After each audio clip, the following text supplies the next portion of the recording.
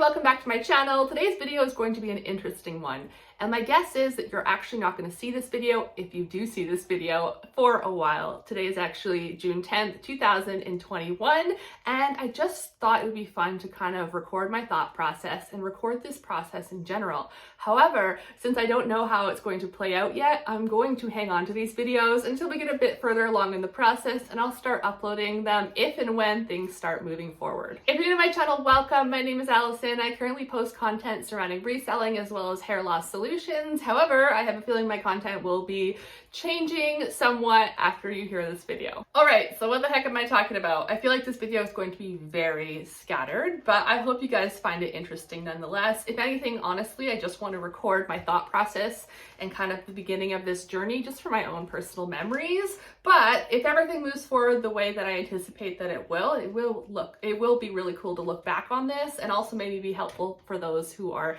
kind of finding themselves in the same sort of thought process. So a little backstory: I grew up and lived in the same town my entire life. Met my husband, had kids, again, in the same general region of where we live, where all our family and friends are, for the majority of my life until 3 years ago. And that's when we made the decision to actually move to Kelowna, where we live right now.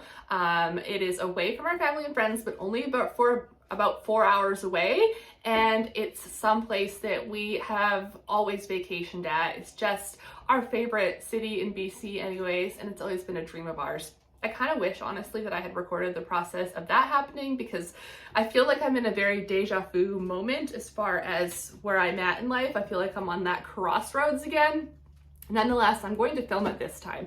So we've been in Kelowna the past 3 years, and I absolutely love it here. I am so happy that I made the decision, and I love our house, and everything's going great. However, my husband and I have always had the dream to own property somewhere down south. We are definitely people who love to travel, people who love to be in the sun, you know, around the ocean, just enjoy that type of lifestyle.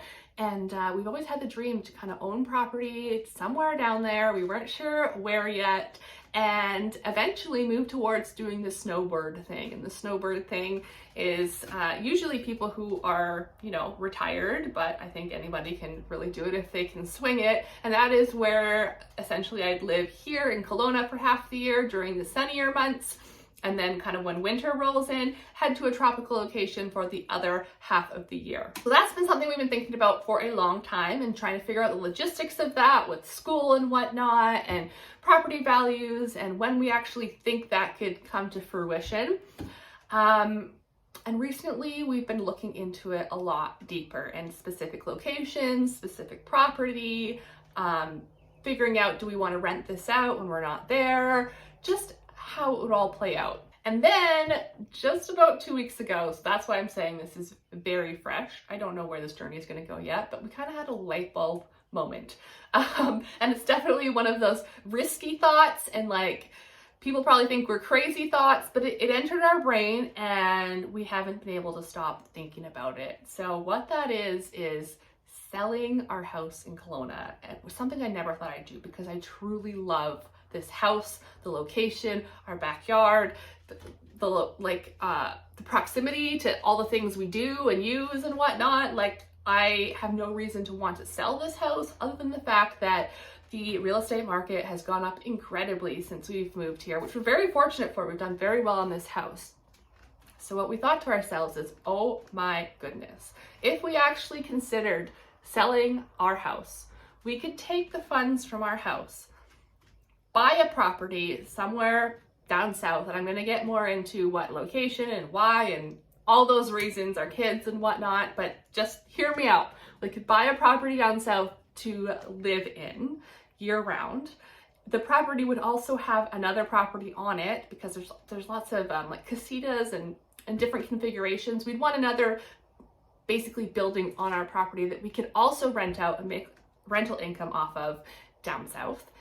And we'd have additional funds to buy something smaller here in Canada, because it's really important for me to keep some of my money in Canada and just always have that as a backup plan. So we could buy an apartment, say, for example, as well, and rent that out, and also receive that rental income and then be also mortgage free at the same time, which is a crazy thought because obviously prices here in Kelowna are crazy high. I mean, across a lot of Canada, prices are crazy high.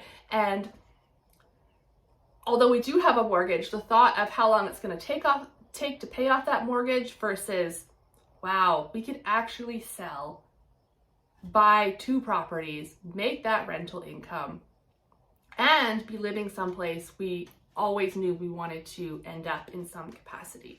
It's just kind of blown our minds. So yeah, okay, I'm gonna get into where we're at in that process, but first I'm gonna talk about why I would even consider moving down there full time. First thing is the weather. Obviously, we are definitely sun people. We enjoy everything in warm weather. I mean, who doesn't? I guess some people really enjoy winter sports, but we are just very warm weather, outdoorsy type people. And what Harrison and I, my husband, have noticed over the years is that our children choose to spend the most time with us when it's nice out, when we're sitting in the backyard, when we're going for a walk, anything kind of outdoorsy. As soon as it gets nice here around May, we see our kids around us and participating with us way more than the rest of the year when it's cold out and we can't do anything outside. That's when we see them leaning on things like screens or needing us to buy different toys and crafts to keep them occupied because we can't get them outside.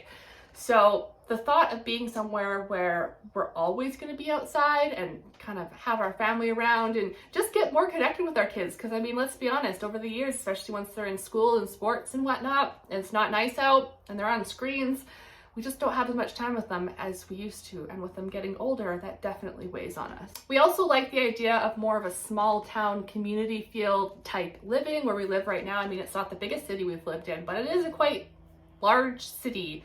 And COVID obviously didn't help things. We haven't been able to really connect with any other families. There hasn't been a lot of activities available. So it's all very just in our home with our people centered activities. Whereas in countries that we're looking at down south, it's much more of a small town feel. Everybody kind of just meets up at the beach.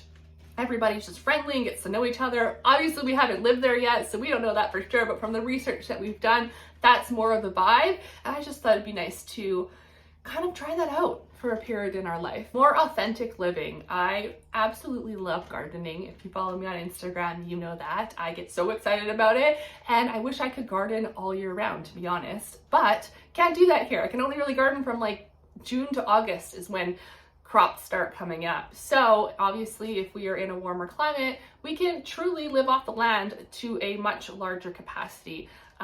Also, some of the countries we're looking at are extremely eco-friendly, using different energy resources such as solar, and just kind of living off the land more, living a simpler life, which absolutely is going to take some adjustment and makes me incredibly nervous, but also excited at the same time. Although I am incredibly nervous at the thought of pulling my kids out of their current school and activities and moving them far away, I do think it could potentially have some great benefits for them. Just getting a sense of the world in general, connecting with people from different countries, like the places we're looking at have pretty big expat communities. Expats are people living outside of their home country. I didn't know that until I started looking into all of this.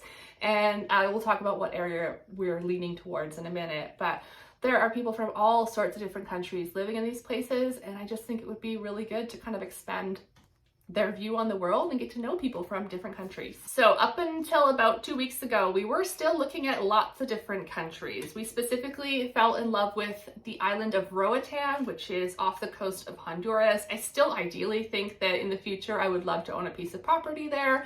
But as far as living there full time, we ruled that out for several reasons. We were also looking at Belize, we were looking at Panama, we were looking at some of the islands such as the Bahamas. I mean, just kind of looking everywhere in Central America. And then we really started to dive into Costa Rica. So why Costa Rica? So many reasons. First of all, it's absolutely beautiful. And have I been there yet? No. This is why I think I'm crazy talking about this. Talking about moving to a country I have never even visited myself. Obviously, we'll visit it before we make any decisions. However, why Costa Rica? It's freaking beautiful. Beaches, you've got the whole coastline, but then you have tropical rainforests and volcanoes and monkeys and sloths, and I mean, it's just like the ideal tropical paradise in that regard. Schools, there are a ton of international school options that are accredited in different areas of Costa Rica, which is very important to me because if and when we decide to move back to Canada, I want to make sure that their education is going to transfer properly. So that was important to me. Healthcare, dental, things like that. They have excellent systems down in Costa Rica. So that also makes me feel really great. I was looking into residencies and visas and things like that. And as far as the different countries out there, it's one of the easiest processes to go through, which also makes me feel a lot more comfortable. Property value obviously is way better than where I'm currently living, so value for money is way up there. Safety is obviously a huge priority for us, and although there are a lot of different areas in Costa Rica, we are kind of narrowing it down to the safest areas and the areas we'd feel the most comfortable, and also proximity to airports. Some of these places we're looking at were so remote that it would take many different flights to get there, and some of them even seaplanes, and then the cost would add up to thousands of dollars just to get there. And that's not something we're interested in because we do want to come back and visit friends and family. We want friends and family to visit us. We want it to be a relatively easy travel itinerary, I guess, and cheaper on the flights. There are a ton more reasons that we are currently really focusing on Costa Rica, but those are some of the big ones. Plus, there's a lot of information out there. There are a lot of Canadians, US citizens currently living in Costa Rica that actually do blogs or vlogs here on YouTube. A ton of travel shows get really in depth, lots of just really helpful relocating websites out there on Costa Rica specifically, even as in depth of how do we get our pets down there, like all these thoughts that are popping into our head, because like I said, we're very much in that kind of, are we really thinking about this? Is that something we're really considering doing? So it's just been really easy to research Costa Rica. So yeah, I just wanted to kind of film this video to let you know my current thoughts. My husband and I are kind of on the mindset of no risk, no reward. We're definitely people who are willing to take risks, however calculated risks, safe risks in my opinion. And the way I see it, you have one life. If you have dreams, find a way to achieve them. It might involve some risk and it might not work out, but if you don't try, you'll never know. So I'm not saying that we're doing this for sure. If you're seeing this video, we probably did. We're probably moving quite through this process, but this is June 10th. This is where I am currently at. And honestly, the thought of selling and being mortgage free, having rental properties, making that income is very enticing. I do think we'll go through a lot of struggle with the transition. I mean, a lot of our creature comforts aren't going to be an option in Costa Rica. It's going to be a big learning curve, and it's not going to be all sunshines and rainbows. But I think that there is the possibility for us to get ahead from making this decision. Plus, to be honest, when I plan goals at the beginning of every year. I'm always making like to-do lists and goal planning and mapping things out. That's just kind of my personality, and something that always sits under the like long-term big goals that probably aren't going to happen for a long time is to be at a financial point where I can start becoming a real estate investor of some sort. I don't think I necessarily want to be a property manager long term, but we've done so well in real estate over the years that I'm just really interested in it. I love looking at properties. I love, you know, just tracking values and seeing which property is worth investing in. And I don't think that's going to be a possibility if we're staying here and all of our money and equity is tied up in one place.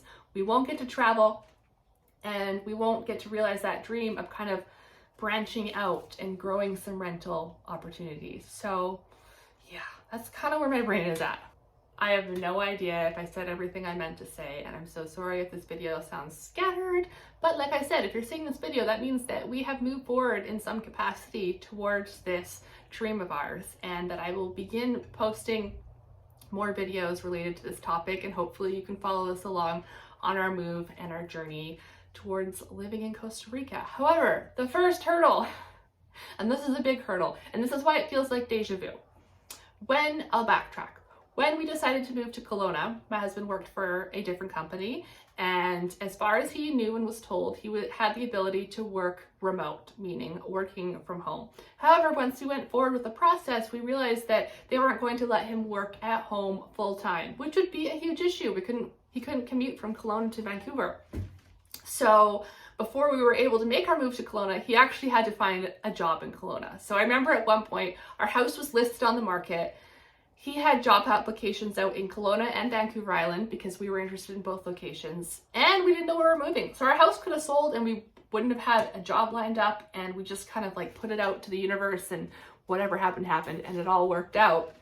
But we're kind of back in the same situation now. So the company he works for is located in Kelowna. However, he is full-time remote, and as far as he was told, he was able to work wherever he wanted to because it's remote. He could work on his computer wherever.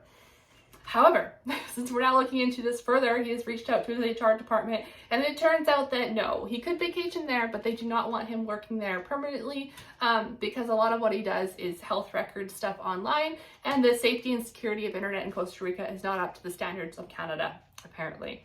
So his current job's not going to be an option.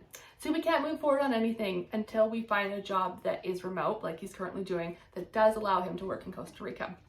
So he's got some applications out there at this point, and it's just a waiting game. That's obviously our biggest hurdle. Once that happens, we can move forward on actually going to visit Costa Rica, and I will absolutely film it and just continue from there. So I think that's about it. I'll stop rambling away now. Thank you for listening. Bye. Okay, so I decided I would add a little update to this video because it's now only June 16th and we already have a complete change of location.